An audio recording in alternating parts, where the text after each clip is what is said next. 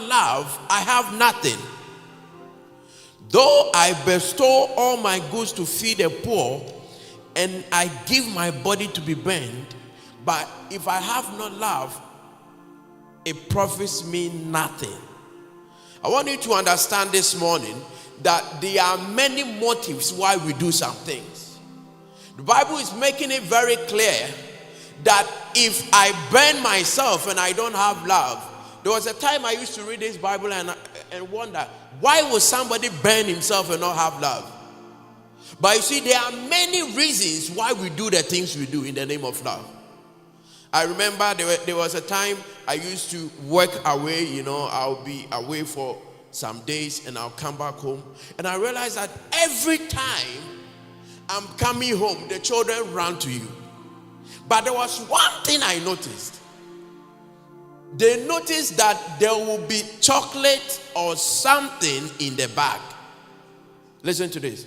So every time they are running to you, they run to first the bag, look through the bag, pick what they want, and then come to you. So when we are talking about love, the question here is this: why do you do what you do? Man of God, why are you preaching? Why do you sing? Why do you minister? Why do you do the things you call love? Because if you be honest with yourself and you look at your life and the motives with which you do things, you realize that you are doing it out of lust for yourself but not for God. So 1 Corinthians 13, it says that if I speak with the tongues of men and of angels, but I have not love, it is useless, it is noise. I want us to move our attention this month to the God who has first loved us. Examine yourself. Why do I do the things I do?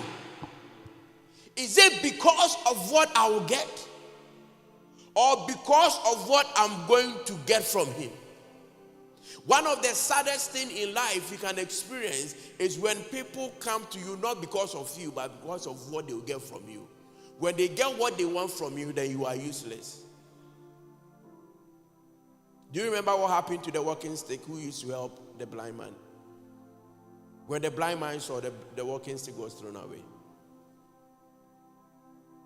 That is how we need to examine ourselves and move away from that attitude. That when I love God, it's not because of what I'll get from him.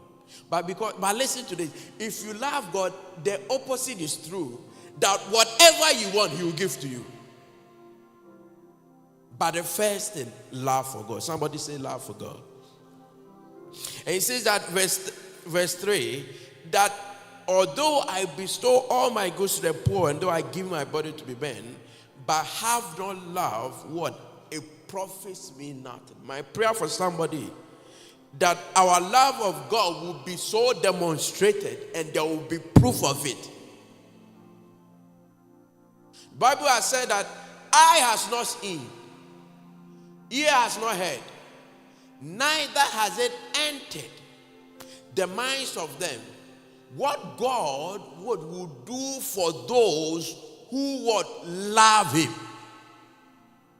The case is true that if we set our affections on him, if we set our affections on God, if we let the things of God become more important to us, it is automatic that you experience the best of him. This morning, as we are going to look at it, I want you to examine yourself clearly. Do I love God? I saw a post one day, and they were in a field, and it was snowing. I think it was probably -2 degrees. And I saw people in the field, sitting there, snow falling on them, some of them with their children. And somebody captioned it, if this were a church, they would say they've been brainwashed. But Arsenal has not brainwashed anybody. Real Madrid has not brainwashed anybody. Bayern Munich has not brainwashed anybody. My prayer is that if there is any brainwashing to do, let God brainwash you. Because if God brainwashes you, there is a benefit out of it.